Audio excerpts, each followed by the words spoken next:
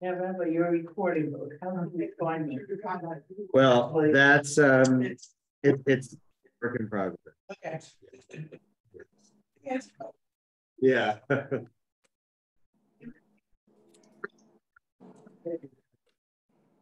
There you go. Good morning. Everybody. Good morning again. There we go. I have. All right. We'll let everyone get on here. Going to Good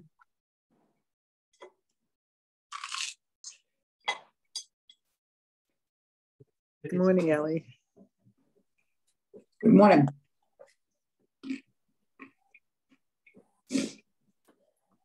All right. Good morning, Arlene. How are you feeling? Okay. Surviving. Okay. Did you get sick, like badly sick? No, I just feel like I have a rotten cold. Oh, okay. All right, So good. Not too bad. The COVID cold.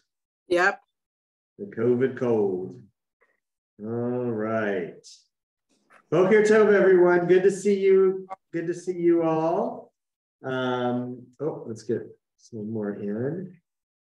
Okay, so we're going to pick up where we left off last week. Let's start with our blessing. Baruch atah Adonai Eloheinu melech haolam asher kitshanu b'mitzvotav v'tzivanu la'asot b'divrei Torah. Okay, so I hope those of you who are on Zoom have a prayer book, and we can that you can use to follow along. Here in the room, be sure to grab a. Thank you, Eileen. Be sure to grab a Weekday Festival prayer book. We're going to continue with looking at the prayer mountain. It gives us the structure of the service. We did a little bit of it last time, and then got into some other topics, which is fine. Okay, so let's see. Where is this in the Kindle? Is this slide or no? No. I just put this on the screen. This is just a graphic. I'll make it a little smaller. It's like so big. Oh, I see. Okay. There we go. Okay. All right. So remember we had talked about the prayer service as following a structure that is like a script of a drama. This chart here on the screen shows us the structure of the service, how the prayer experience is about climbing toward a peak and then descending. So we started off with on Friday night, it's Kabbalat Shabbat. In the mornings, it's morning blessings and songs of praise. So just let's to follow it along the units in our prayer books.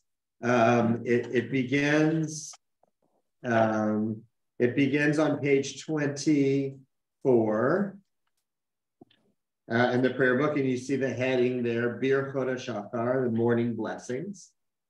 That's the first unit. Just have to comment. Okay.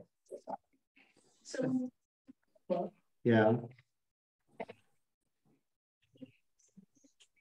The day starts the night before. Right. So the first prayers are weekday evening prayers. The evening prayers, that's right. Which is why we didn't turn to page 2. We're turning to page 23. Yeah. Because. That's right. A Jewish day begins in the evening. And that's, anybody know why that is? Because of the reference in Genesis? Yeah, the reference in Genesis, when God creates the world, it says there was evening and there was morning, day one. There was evening and there was morning, day two. So the evening comes first, even though that's not on the secular calendar, how we follow it. That's why, Shabbat is Friday night, Saturday. Why we have, the holidays, the services are in the evening and in the morning, because the evening is the beginning.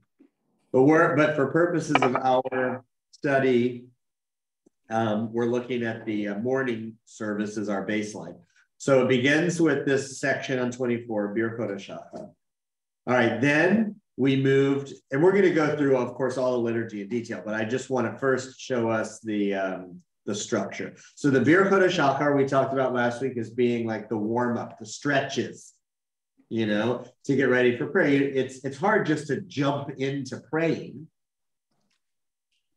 because of everything that we've been learning about kind of what prayer is as a, this really in-depth kind of encounter with God, an outpouring of the self toward God and listening to God for insight. And it's not something that you can just turn on immediately. So the structure of the service begins at the base of the mountain with warm-up. And that's the morning blessings and the songs of praise. Okay. The content is blessings like thanking God for enabling us to wake up in the morning, the morning blessings of daily miracles, and a number of psalms and so forth to get us going.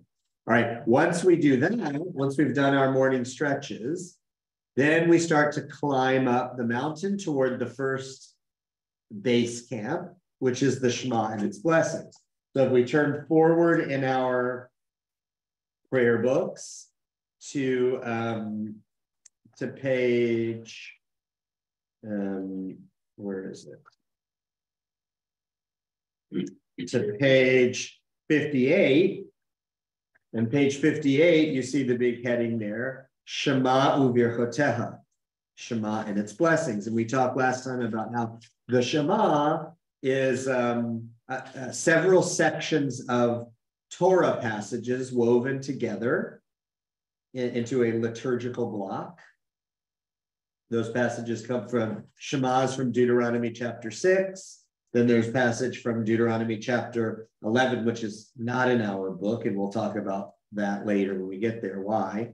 Then passage from Numbers chapter 15. That's the unit of the Shema, but it's surrounded by blessings. 2 before and 1 after, in accordance with what the Talmud teaches us.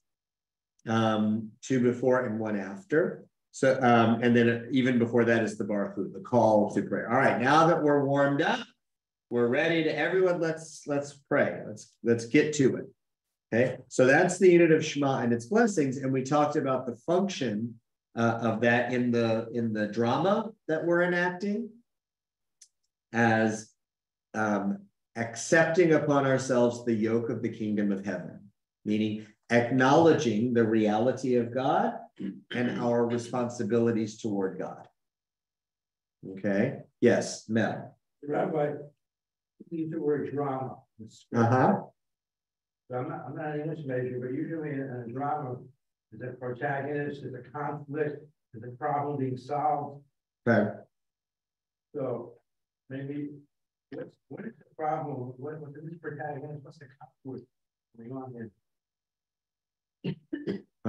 Good question. So I think if we go back to Soloveitchik, when we studied his excerpt of his on the philosophy of prayer, he talked in that passage about the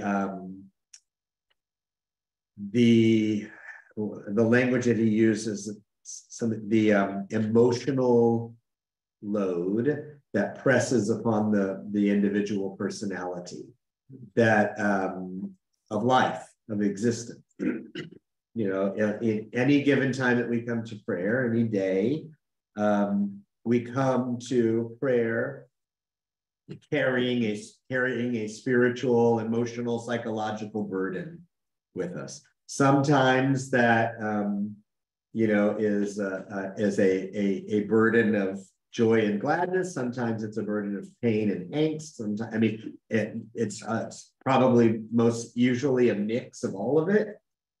And but it's the spiritual essence of the self that needs outpouring and toward God and relationship with God. And so the act of prayer is, I guess, resolving that state of being that we bring to the moment by giving us a channel to offer ourselves to God.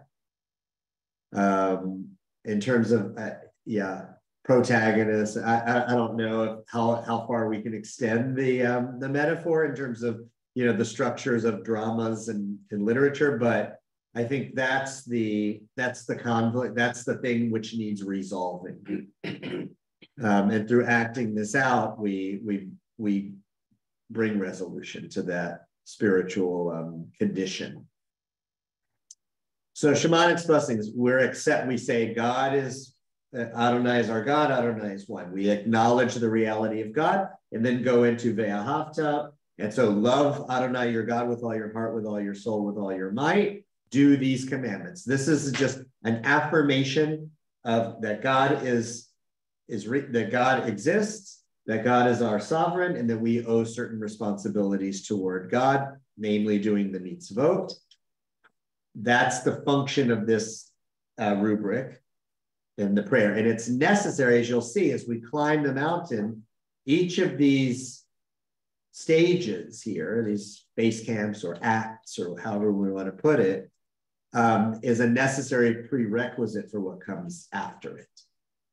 Okay, so we have the warm-up to get us in the spiritual place, then an affirmation of God accepting the yoke of the kingdom of heaven and the yoke of the mitzvot.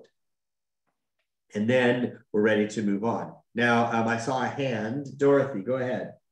Yeah. Am I right in assuming that this is meant to be a two-way conversation, that it is with God, not just us to God, but that there is supposed to be some back and forth. Is that correct? Sure.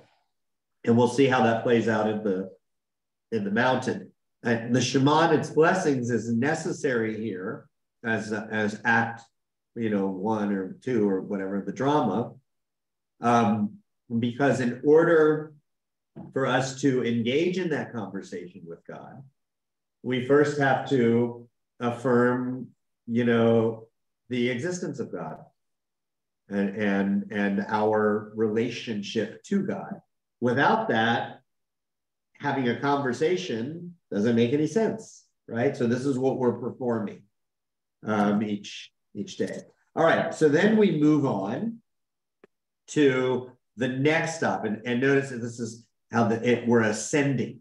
Through each of these, we are ascending. We're not just moving along a flat plane, but we are ascending in terms of the spiritual climb. So there's an ascension in spiritual intensity and closeness to God.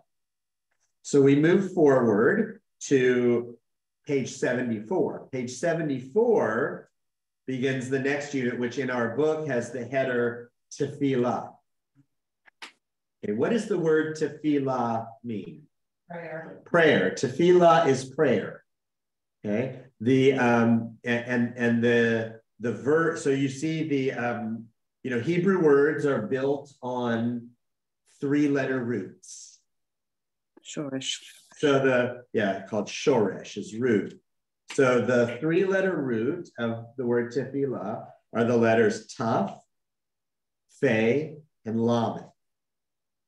Okay, tefillah. The verb built on the same root is lehit palel. Lehit palel means to pray. Okay. Now, this is a little bit sophisticated in terms of language and grammatical structure. Does anyone here know, if you've studied Hebrew, Hebrew verbs can be, a verb may fall into one of several different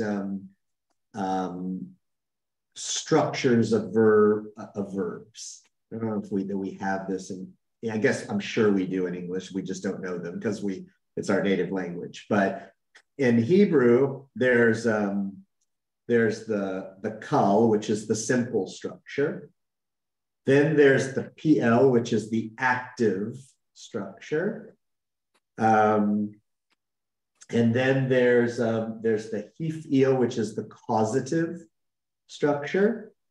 And there's the hitpa'el, which is the reflexive structure. Okay, so this for lehitpalel, to pray, is in the reflexive construct. So reflexive in English would be like, you would use the word yourself in it. So like, to dress yourself would be the reflexive, meaning it's something that you're doing to yourself, as it were. Okay, this is the reflexive. So lehitpalel is to pray. In English, we say to pray. It doesn't have a reflexive sense, but in Hebrew, it does. So I'm interested in just any kind of thoughts or reflections, apropos of reflexive, on that. The fact that in Hebrew, the verb to pray is a reflexive verb. Mel. Thank you, Rabbi. So, Mel, please try to project so that the friends online can hear. This Hebrew with Linda for several years together. What you clarify something for me, like when you wash yourself, that's the same kind of, I never thought the prayer is like you're doing this to yourself. Right. Amazing. Right. You're doing it for yourself. Kind of, yeah. I mean, it's not that prayer is strictly about the self and it's strictly internally, because we've talked about that before in our studies up to this point, that prayer is an outpouring toward God, different from meditation, which is just contained within the self. Prayer is an outpouring, and yet it does have that reflexive element to it, that the act of prayer is about reflecting,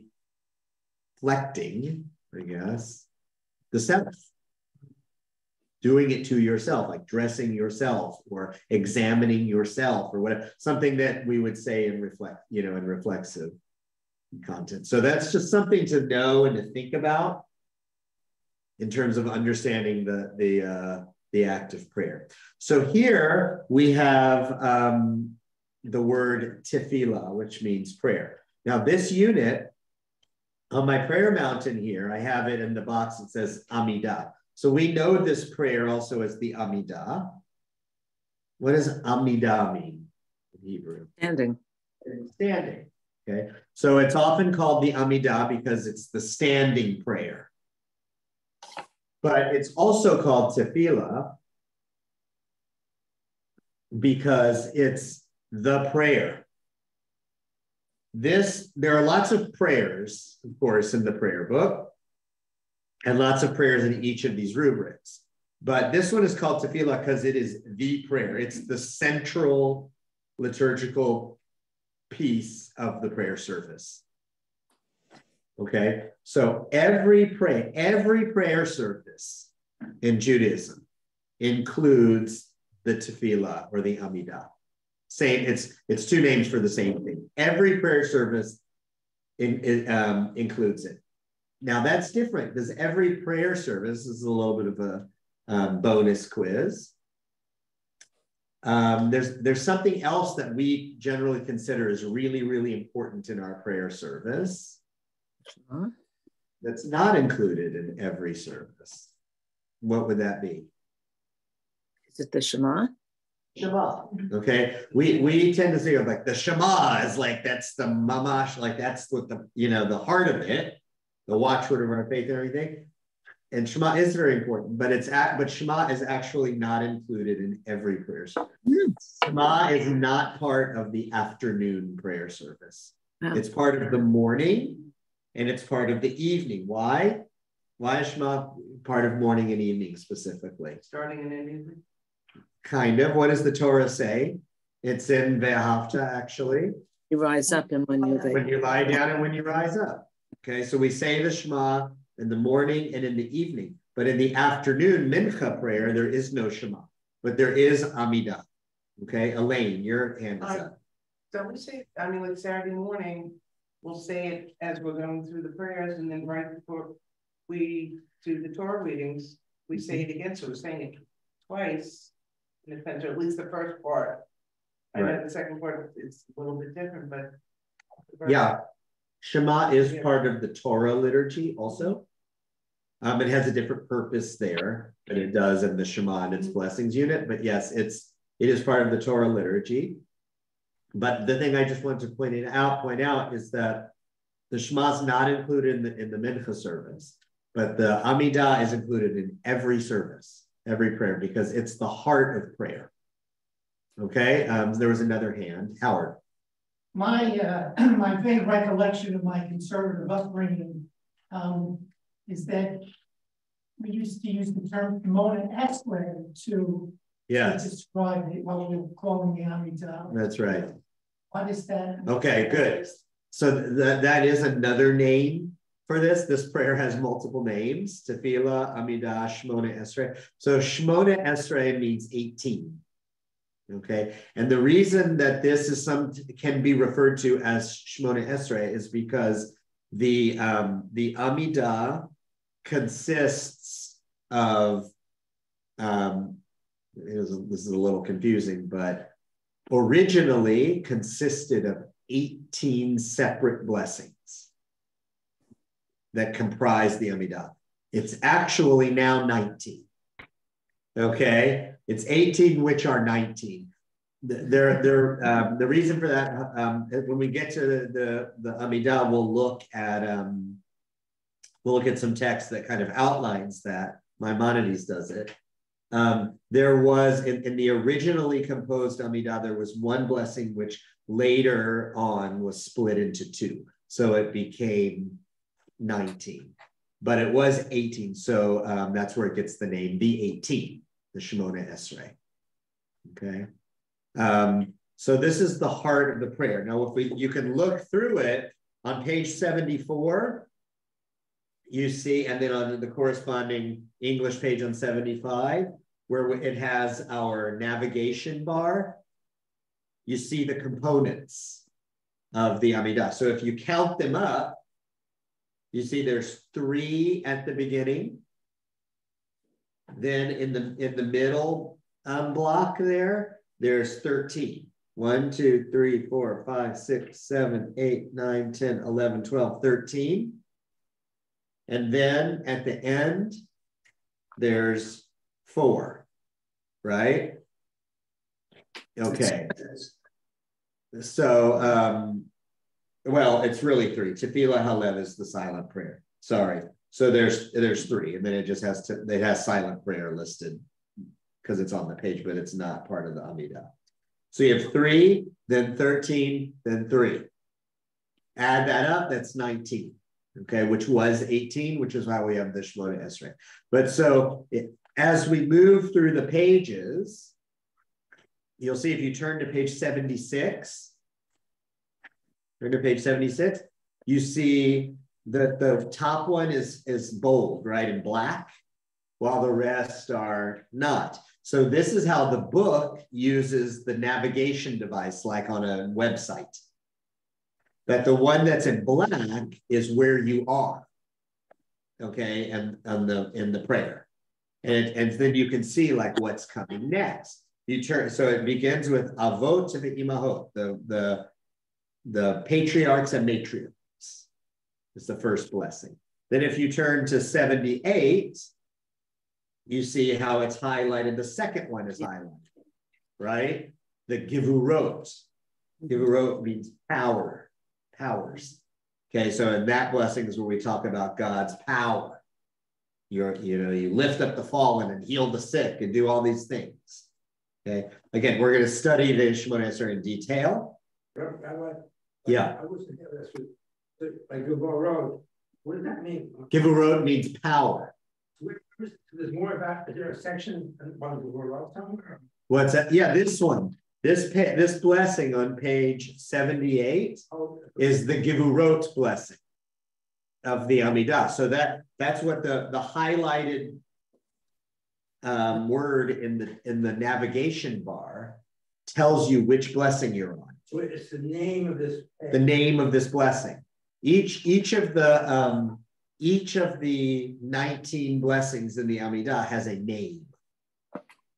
The first one is called Avot Ve'imahot. The second one is called Givurot. So it's highlighted there to tell you where you are in the structure. That navigation bar, now that you're learning that the prayer service has a structure to it, and each unit has different pieces. Now this will help you use the Siddur, because you'll see it tells you exactly where you are in the unit. Okay, Martha. Is in plural? Is it? Yeah, it is. Powers. Yes, powers. Uh-huh. It will be. Yeah. Rock. Right. Givurah would be power. Right. Givurot is power. So if you just look quickly, see why it's called that on page 78. Ata gibor le'olam Adonai. We know that. We chant that. Ata gibor le'olam Adonai. Okay. And the English, you are forever mighty. So this blessing is all about praising God for God's powers, being strong and mighty. And it causes the wind to blow and the rain to fall, sustaining life, giving life, supporting the falling, healing the sick. These are all these different powers that God demonstrates. Yeah. It's interesting because growing up here at Temple Beth-El, we never used Métis. It was always Hakol. And I honestly believe you're the first rabbi we've had that uses Métis. So only in the morning minion. Only in the morning. Okay. So why? Yeah. Okay, good question. That's one I want to save until we get to studying that liturgy. But in brief, you'll see on this page.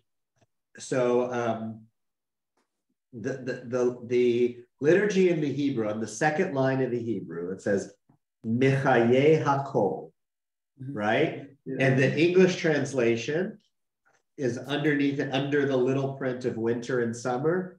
Underneath there, you sustain life through love, giving life to all. Michaye Hakol means giving life to all. Mm-hmm. Okay, but if you notice that in the Hebrew, right after it has in parentheses, Métis. This is what Nina is referring to. On the morning minion, I say that instead of Hakol, Michaye Métis, which is actually the original liturgy, how it's composed, in the traditional prayer book. Which, if you look in the parentheses in English, it's reviving the dead. Michaye Métis, reviving the dead, resurrection. Okay, that is the traditional liturgy. The Reformed liturgists who originally wrote Reformed liturgy changed it from Michaye Métis to Michaye Hakol. The reason that they did that was because they perceived the concept of resurrection as non-rational. Yeah. Okay, and we've talked, I think, about how classical Reformed Judaism said we strive to be a religion that's in accordance with the postulates of reason. And they said that resurrection of the dead is like too far out there. It's not rational. So they changed it. Okay. And earlier versions, earlier Reformed prayer books, the Union Prayer Book, Gates of Prayer, which came before Mishkan Tefillah, said Michaye Hakol and had Métis nowhere. Mishkan Tefillah, which is which was published 22, 23 years ago, made a liturgical change by adding Metim back into the liturgy, in parentheses, as an option. If you want to use it, it's there for you. If you prefer Mechayeh HaKol, that's also there for you, okay? Now, by this time in Reform practice, everybody's so accustomed to saying Mechayeh HaKol that I would say probably in the main, most congregations just continue with Mechayeh HaKol because everybody knows that. But Mechayeh HaMetim is there. And I do it in the morning minyan, and only in the morning minyan, because it is a substantive liturgical change. And I'll save for the why until when we get to that, because I do want to study a little bit about it. But that's the general background. Martha, yeah. Study. It does make sense in terms of maintaining, because in the morning, when we are sleeping and we wake up, is that we have actually revived. So for me now, it makes sense to say that, not HaKol. And in the evening prayer, it wouldn't make sense because we've been alive all day. Okay, Martha's referring to, there is a teaching in the Talmud that sleep, the sages say sleep is 1/60th of death. So as the rabbis see it, when we sleep, it's a little bit like we're dead. And that when we wake up in the morning, Modeh Ani is you've given my soul back to me. That's what that prayer says. For restoring, blessed are you, we give thanks to you for restoring my soul. So in the rabbinic mind, it is quite literal that when we wake up in the morning, it's as though we are reborn after being a little bit dead during the night. So you get Mechayeh Metim from that, but resurrection of the dead is also a broader theological principle, which we have to study in detail. It's complex. There's a lot there. Mechayeh HaKol is simple. I mean, it's a catch-all, right? It's a liturgical adjustment that the authors of the prayer made to assuage, discomfort with the idea of resurrection of the dead, but also allowing, like, for people who believe in resurrection of the dead or who like the concept, it's still included kind of in Mechayeh HaKol, right? Just gives life to all. So it's a catch-all. But it's an interesting theological topic, but I don't want to get into it now any further. We'll get to it when we get to the liturgy. All right, so we have the Amidah with its constituent pieces. And as you move through the book here, you'll see that the traditional prayers are on the right side of the page. And then on the left side of the page are either poetic versions of those traditional prayers or other sources that deal with similar themes. So that as you're praying for Mishkan Tefillah, if you want to pray, use these other sources to pray from, you can.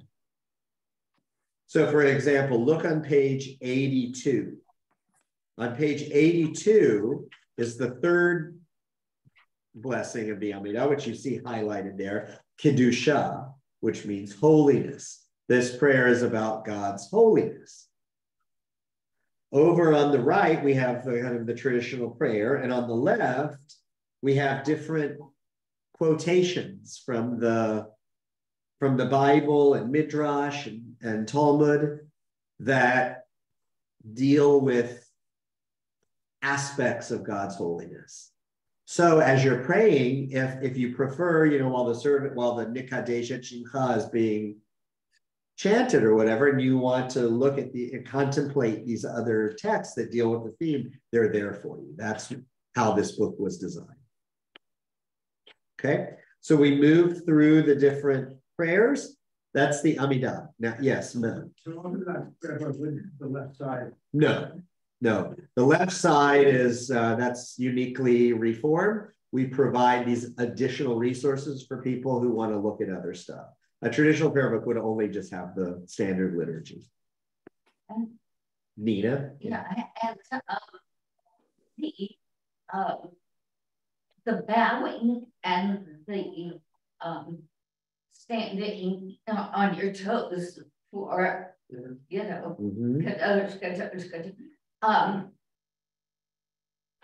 there just seems to be, as we've moved, and I think I want to be very cognizant of some of the things that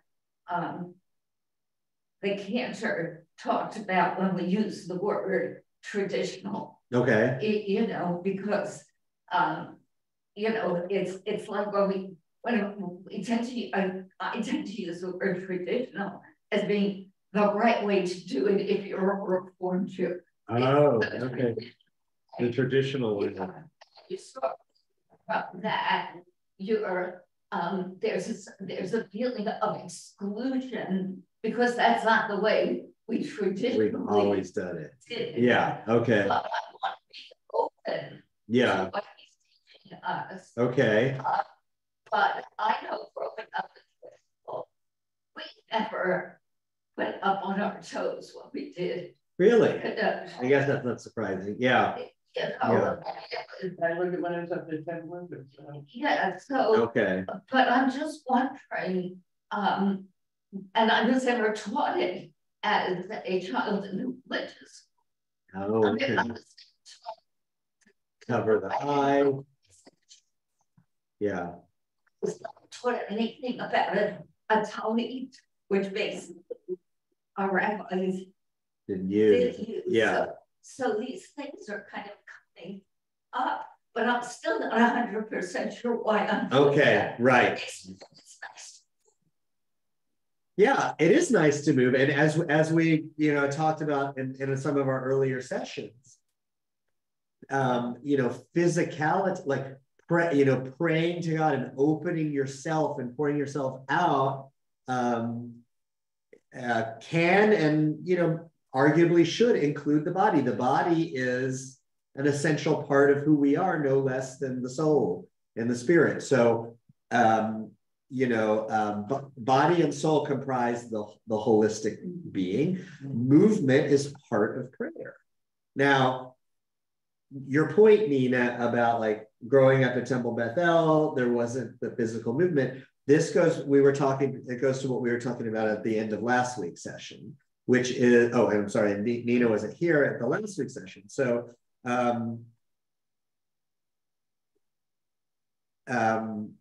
the aesthetic of Reform prayer, classical Reform prayer. And I think your point about traditional is that the use of that word is important. I want it, for purposes of this discussion, I want to make a distinction between the traditional and classical. But when I say classical Reform, classical Reform is a reference to like the incarnation of Reform Judaism in its original, you know, forms that really persist, that were what we knew, and Reform Judaism really through the, I don't know, probably through like the 70s and 80s, maybe in American Reform Judaism, maybe through the 70s for sure. Classical Reform Judaism, the aesthetic of the synagogue was borrowed and modeled after Protestant churches. And that was intentional, because one of the driving forces of classical Reform Judaism was assimilation. You know, for Jews to assimilate into the broader culture, to experience themselves, and for others to experience them as normal Americans, you know, whose belief system may be a little bit different, but the practice of whose religion was really not very different from the people around them. So that if Christians were to come into the synagogue, they could feel like, oh, these Jews are pretty normal, right? It's not so different from what I know when I go to church.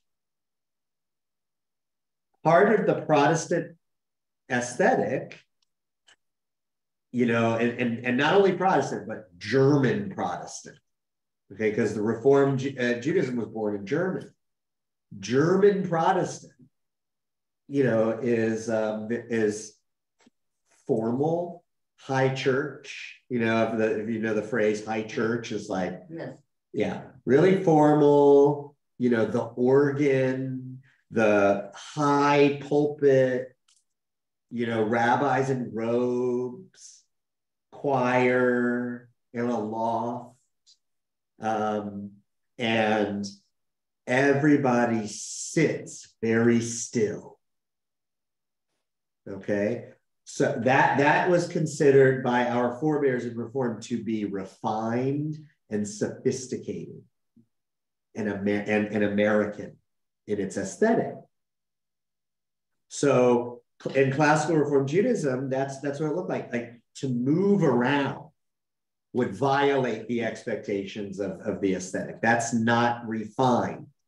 Refined people come in and sit quietly and still and sing in unison, you know, from a page. Contrast that with the aesthetic of Eastern European Judaism.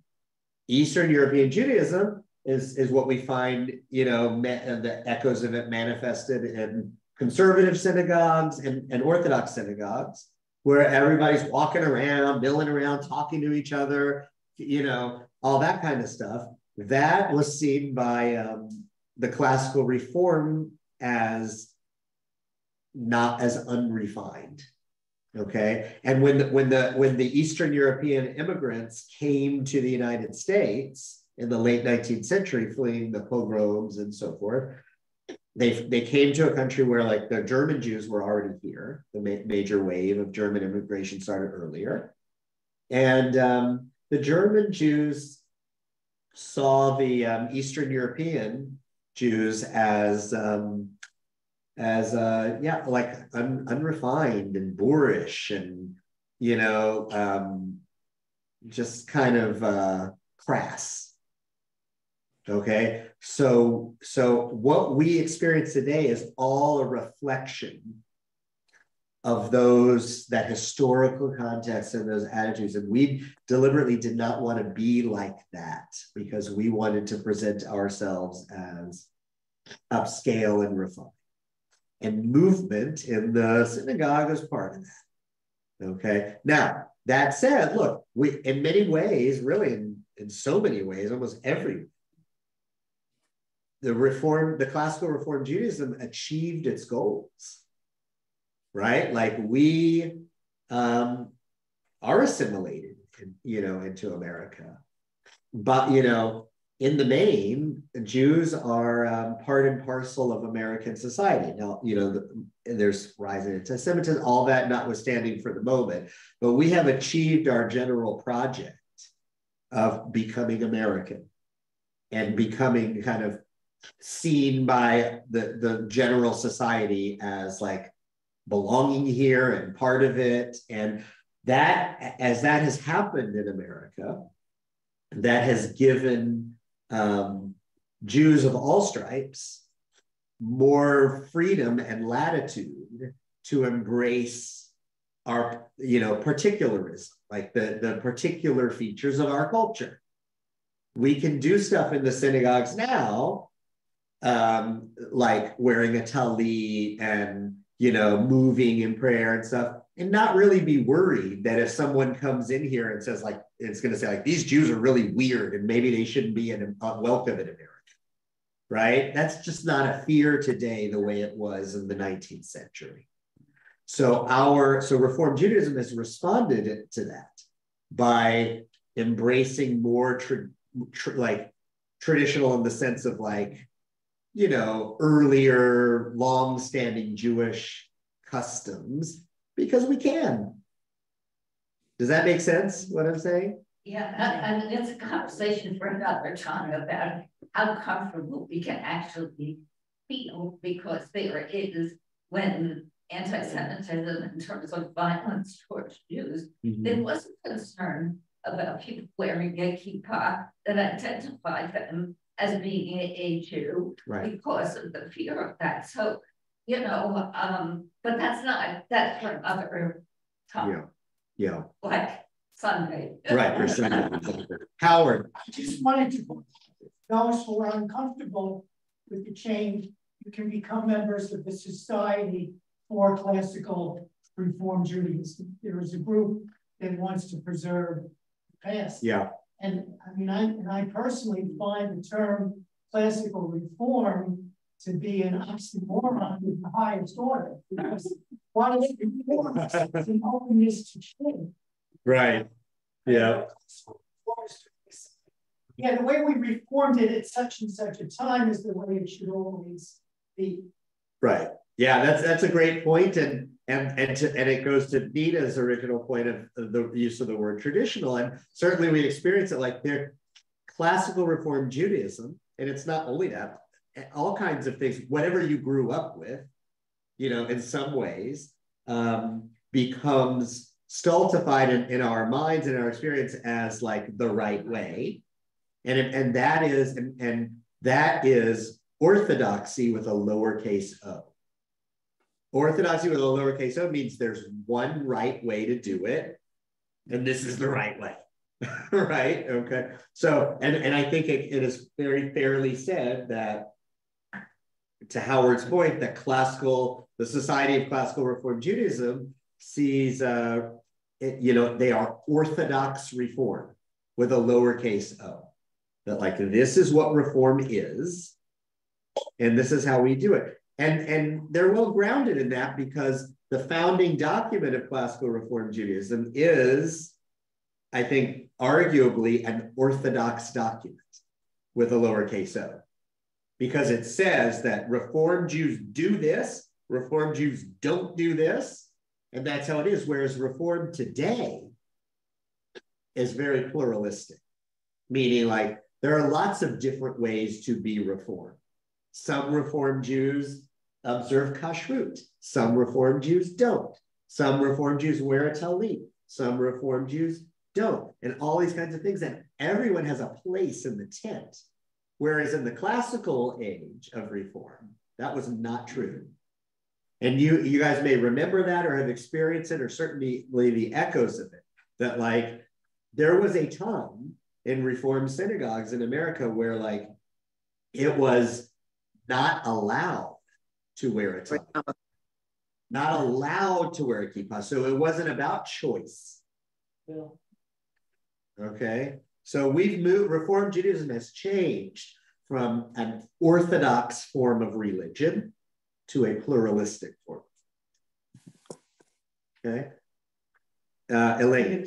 But first, I've been here about 25 years, but I've grown up in 1963. Can you speak louder? 1963. I never, until I became a member here and heard certain members say classical, I just knew Reform, Conservative, Orthodox, and sort of in between on each thing. The other thing is that when they built the chapel, back when they built it, a lot of the homes here were Tudor style homes, and you know, you had churches. It was like we were kind of stuck in, but assimilated in the way we built the original sanctuary. Definitely. And where it was pews, not chair, you know, not seats. Right. Whereas the sanctuary is a total difference from what the chapel is. Yeah. And they're talking about assimilating. When people came into Great Neck and put a temple together, they built it as if from the outside, but even with the, unless you looked at the glass windows, if you're passing by, you just saw the windows, but until you looked at it, realized it wasn't a church. Right. And it was, you know, a Jewish synagogue. For sure. And, you know, one of the great things about Reform, like what Howard said, is Reform is always evolving. We're not, a lot of people call us reformed. We're not reformed. It's reform because it's an active, it's the present tense.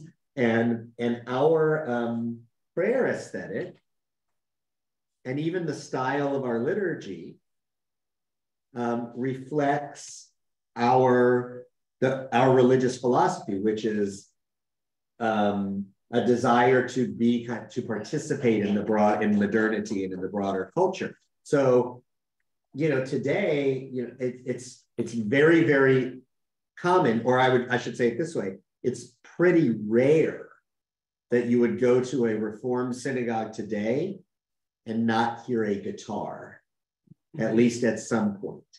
All right? Because that's the culture, like that is the guitar today is the organ of the 19th century. Right? I mean, it was like when Jews why did Jews have organs?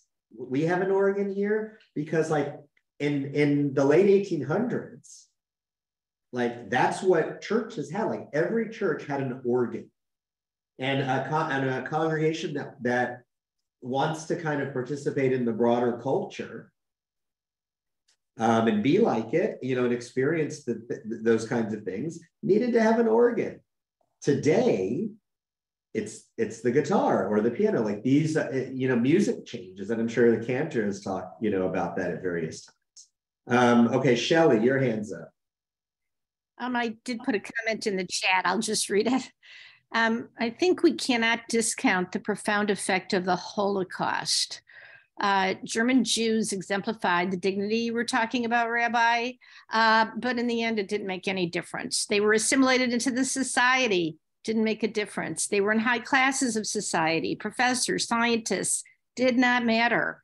I think Reformed Jews saw that, and it wasn't even going to matter. Let's take a look at some of our traditions that we crave and that we want. And what I didn't put in the chat was being one of the late 60s people when Beatles, brought in meditation and Maharishi, that. And there were many Jews that said, well, wait a minute, what about our tradition? Can we have this in our tradition? And we found that the classical reform, which felt arid to many of us, the traditional prayers and the movement and all of that really brought richness to the experience. And that was late 60s, 70s, all that stuff happening, I think. Yeah, that's a good comment. Really important. You're right about the Holocaust, because the founding document of classical Reform Judaism was written in 1885, pre-Holocaust, and it describes Judaism as its aspiration is universalism, the universality of mankind, and all this kind of language, aspirational language around an elimination of any kinds of differences. And to Shelley's point, like post-Holocaust, it's harder to imagine that. And Reform Judaism did change. I mean, as we've said, and the Holocaust was definitely a mitigating factor that contributed to that change. Even when you look at the next iteration of the platform of the Reform movement, which came out in 1937, still pre-Nazi, but it's already a little bit different because the universalist spirit of the late 19th century is changing in the nationalist age of the early 20th century. And then definitely post-Holocaust things are a lot. Okay. I want Karen, we're gonna take a comment from Karen, then I just want to finish up the prayer mountain. Karen, go ahead. I also wanted to credit Reform Judaism for elevating the presence, the voices, and contributions of women. The elimination of a prayer, a blessing that says, thank God I was not born a woman. Right. For sure. That's in the morning blessings, and we'll get to that for sure. All right. So I want to show you just here on the mountain. We've risen to the Amidah. Now you see here on the mountain, there's a dotted line from the Amidah to Aleinu. No. And there's a solid line from the Amidah to Torah reading. Now, this is because Torah reading is a part of the service, but not every day. Torah is read 4 times during a week. What are the 4 times during the week? Monday, Thursday, and Monday morning, Thursday morning, Saturday morning. And the first day of the new month.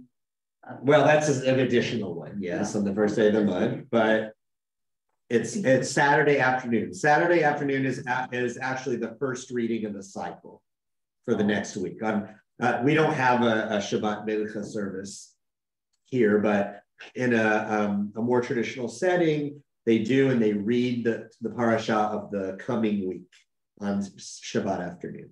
So Torah service is not in every service. So that's why we have the dot. When there is a Torah service, the Torah reading is the pinnacle of the service.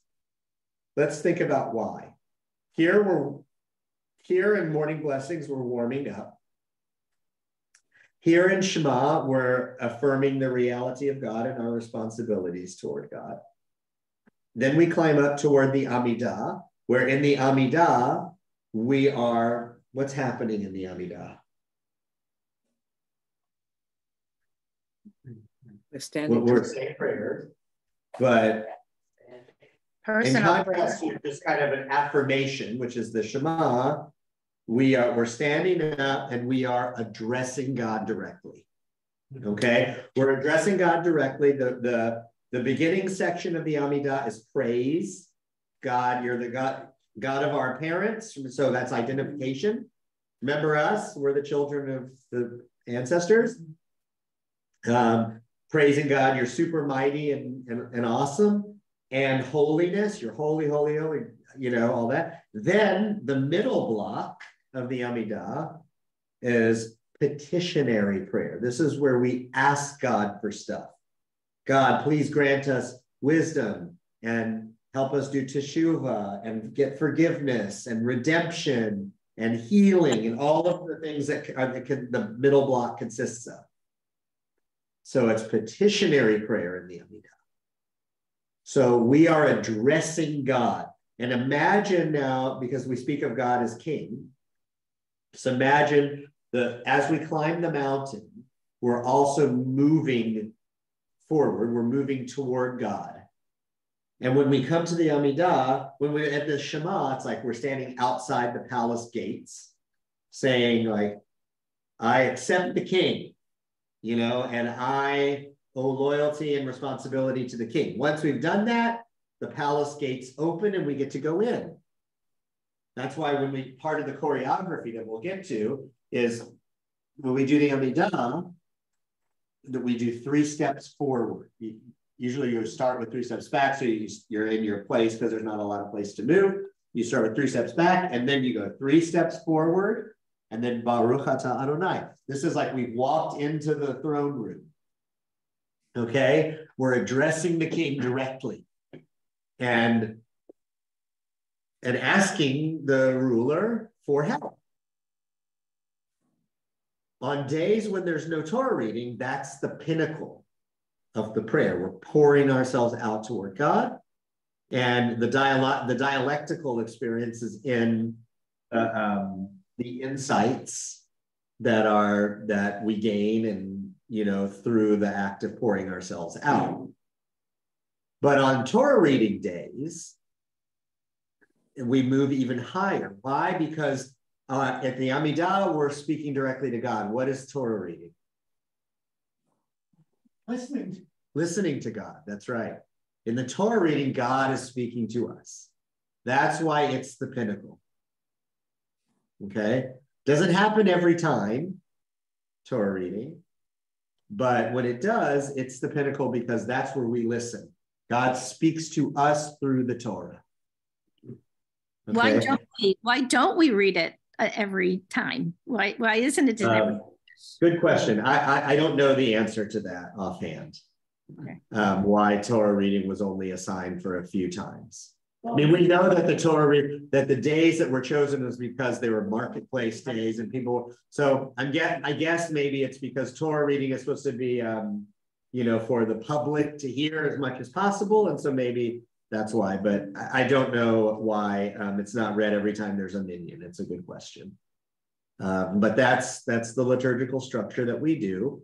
So when we read Torah, in the script here of the liturgy, we are reenacting standing at Sinai and hearing God speak to us. That's why it's the pinnacle of the experience.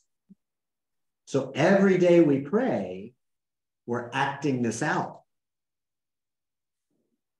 Okay, and then after the Torah reading, that's when we start to descend the mountain and we come down to Aleinu, the closing prayers, Aleinu. Again, it's just kind of a re-acknowledgement. It's in some ways it's like a reaffirmation of the Shema part. Like it's Aleinu l'shabeach, means it's our obligation to praise God and to God is one and whatnot. And then it expresses a messianic aspiration. On that day, God will be one. God's name will be one. And then we say the Kaddish, and then we're done. Closing song. So the script, you can just see the structure is a spiritual ascension toward a pinnacle. Sometimes it's the Amidah, sometimes it's speaking to God, sometimes it's listening to God, and then coming back down the mountain. So when we have a prayer service and you understand the structure, part of I think getting yourself into that zone of prayer is to think of yourself as enacting this climb. And as we go forward, I'm building an intensity. It gets a little harder too as you climb the mountain, you draw closer, and then you receive. Okay. And for those of us who are leading prayers, our job is to facilitate that. So, good prayer leaders can really, help create that sense of building and rising and so forth toward peaks and then descending. So we'll stop here. Yeah, Martha. It's just pretty fascinating to me because when we do therapy, we start like that and we go to the highest.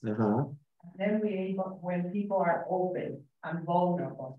But as a therapist, you're not supposed to let that person go in that state. Bring it down. Bring it down. Hold that closing. And that's the difference when somebody who's not trained as a therapist, it leaves somebody open and raw. And it's more dangerous. And this is just resembles that. It's totally incredible. So therapy, I'm glad you brought that up because I would say we could set up an analogy. Therapy is to the emotion what working out at the gym is to the body, what prayer is to the spirit. Right. Okay. So that when you work out, you have to, at the gym, you have to warm up. You can't just jump in and start lifting all the weights. You have to warm up and then you have to cool down. In therapy, what Martha is describing. In prayer, same thing. Okay, so thanks for the helpful comparison. All right, everyone. So we will not meet next Thursday because it's Thanksgiving. So happy Thanksgiving to everyone. We'll resume the following week. And remember that this Sunday, we have a great presentation from the ADL coming about the current state of anti-Semitism and such going on in the world. What time is it, Nina? It's at 10? 10. It's breakfast from 9 to 10, and then the program is from 10 to 11. Breakfast at 9. And yesterday's email that you got from the temple gives a sign up if you want to Zoom. It's at the very, very bottom. Wonderful. Oh, I Thank you, didn't Nina. see that. There's a sign up to Zoom. Yeah, in the email from the temple. At the very bottom. At the very bottom. Breakfast is at 9 and the speaker is at 10. And it will be on Zoom. So you can sign up through the temple email that you receive for the week. Or if you have any trouble with it, call the office. All right, everyone, have a great day. You too. Thank you. Beautiful session. Thanks. See you Thanks, later. Happy everybody. Thanksgiving.